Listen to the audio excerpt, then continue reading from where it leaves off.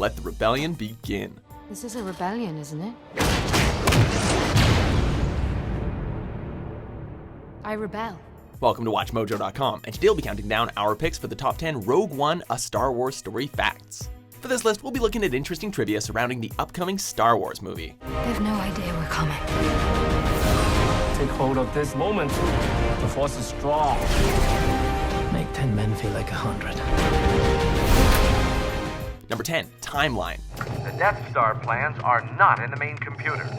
Where are those transmissions you intercepted? What have you done with those plans? Rogue One depicts a crucial chapter in the Star Wars saga, following a ragtag group of rebels on a mission to steal the plans for a little-known weapon called the Death Star.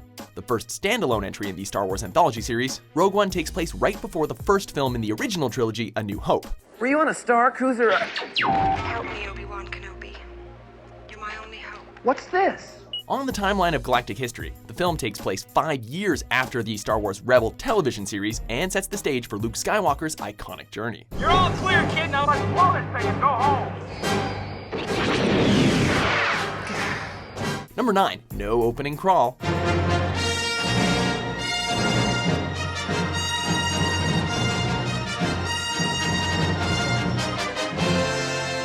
Ever since the 1977 classic hit theaters, Star Wars movies have always opened with a classic wall of text. We begin with a blue line that reads, "A long time ago in a galaxy far, far away," and then boom! The Star Wars logo appears, followed by an opening crawl that gets the exposition right out of the way.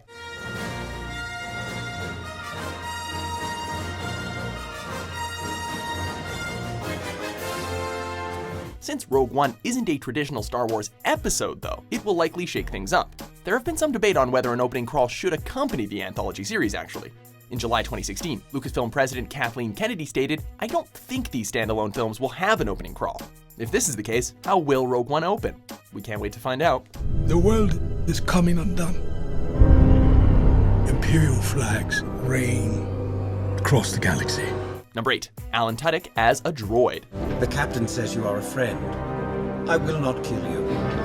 Thanks. Droids are an important part of every Star Wars film, and Rogue One will introduce a new droid named K2SO. Despite being created for the Galactic Empire, this Enforcer droid is reprogrammed by the Rebels to help steal the Death Star plans. Brought to life through motion capture technology, K2SO is portrayed by the always entertaining Alan Tudyk of Firefly fame. Mine is an evil laugh. Now die! Oh, no God! Oh, dear God in heaven. This character actor is no stranger to motion capture, having played Sonny in I, Robot. I did not murder him. Hell, I don't want my toaster or my vacuum cleaner appearing emotional. I did not murder him! Even when there's a 97.6 chance of failure, you can always count on Tudyk to deliver. There is a 97.6% chance of failure. He means well. Number 7, new technology, weapons, and ships. I fear nothing. All is as the Force wills it.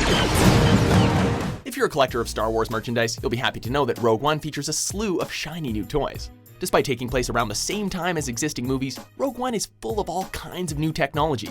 We see some redesigns of a couple of classic Imperial vehicles, including new walkers and TIE fighters. Meanwhile, the Rebels will get plenty of new toys as well, which they'll definitely need to take on the new type of stormtrooper, the Death Troopers.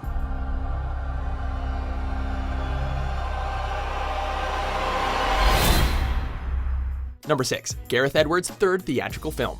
Pressure's so high. Like, we're making a film that's right touching my favorite movie of all time. But then if you're too respectful of it, that you daren't do anything new or different, take a risk, then what are you bringing to the table? Director Gareth Edwards has put together an impressive resume over the years. After working as a visual effects artist for some time, he won the 2008 Sci-Fi London 48-Hour Film Challenge with his short, Factory Farmed. This paved the way for Edwards to write and direct his first feature, Monsters, which he also did the special effects for. Following that indie success, Edwards directed another monster movie on a much larger scale. Godzilla was an enormous box office hit, proving that Edwards could tackle a Hollywood blockbuster. I guess we're monster hunters now. Shortly after, it was announced that his third film would be Rogue One. It's no surprise that Edwards is a longtime Star Wars fan, citing George Lucas as one of his greatest influences. That kid, when you were 4 years old, grew up with Star Wars figures. It's a bit like just being that kid again. You're sort of going like, arr, arr, arr. Number 5, Shortlist for the leading role. Can you be trusted without your shackles? Let's just get this over with, shall we? We've a mission for you. Rogue One centers around Jyn Erso, a young woman who looks about ready to take on the whole Empire herself. In order to cast the movie's leading lady, the filmmakers turned to some of our most promising actresses. Initially, Emmy winner Tatiana Maslany of Orphan Black was thought to be the frontrunner. The studio also screen tested two-time Oscar nominee Rooney Mara and her sister Kate Mara, who is best known for her Emmy-nominated performance in House of Cards. And that little red dot goes on, tell me what you hear. I hear my voice. And those millions of people, what do they hear? My voice. While we're sure that the force would have been strong with any of these actresses, the role ultimately went to Felicity Jones, who received an Academy Award nomination for her mesmerizing work in The Theory of Everything. In the beginning was the heaven and the earth. And the earth was without form. Number 4. Costumes from the original trilogy. It's like the fantasy you always have as a kid. Everywhere is an amazing shot with amazing characters. Although Rogue One will have its fair share of new costumes, keep your eyes open for a few blasts from the past. According to costume designer David Crossman, some of the original costumes from A New Hope, The Empire Strikes Back, and Return of the Jedi were used in the latest Star Wars picture. As if that's not nostalgic enough, Rogue One was also filmed at Elstree Studios, the same place where the original Star Wars trilogy was shot. It's clear that Rogue One is aiming for a retro vibe, which seems appropriate for the time period. X-Wing, kills the anti down there! Bang! Number 3. James Earl Jones returns as Darth Vader.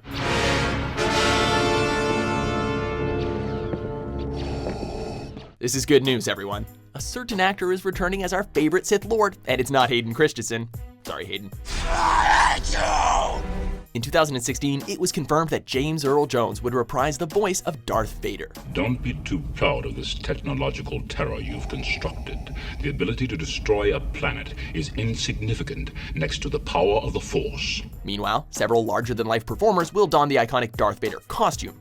Even before this announcement was made, many fans speculated that Luke's estranged father would be back as a villain. While the previews have only offered glimpses of Vader, the back of his helmet is more than enough to give anyone goosebumps. Save the rebellion! Save the dream! Number 2. No John Williams. John Williams composed all 7 of the previous live-action Star Wars films, but he'll be missing in action for this adventure. The great Alexandre Desplat was originally set to compose the music for Rogue One.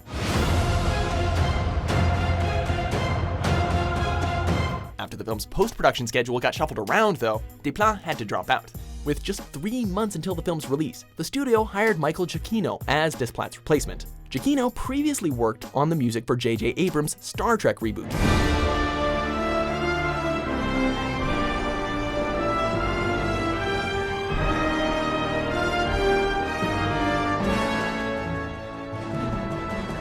And won an Oscar for composing the original score in Up.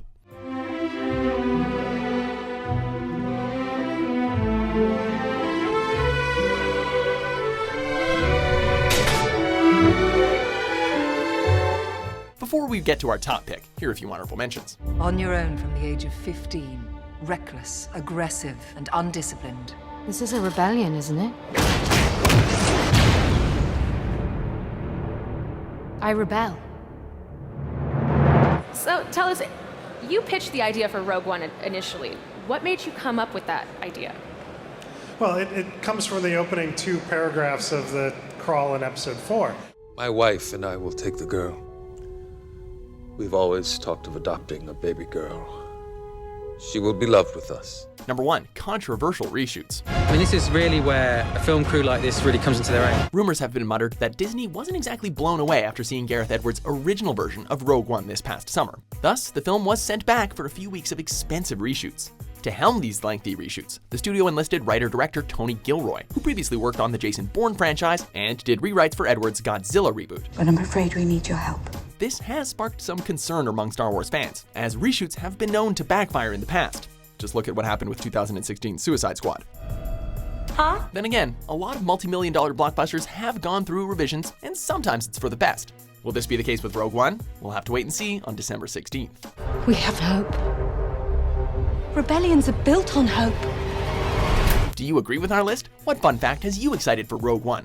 For more entertaining top 10s published every day, be sure to subscribe to WatchMojo.com. If you continue to fight,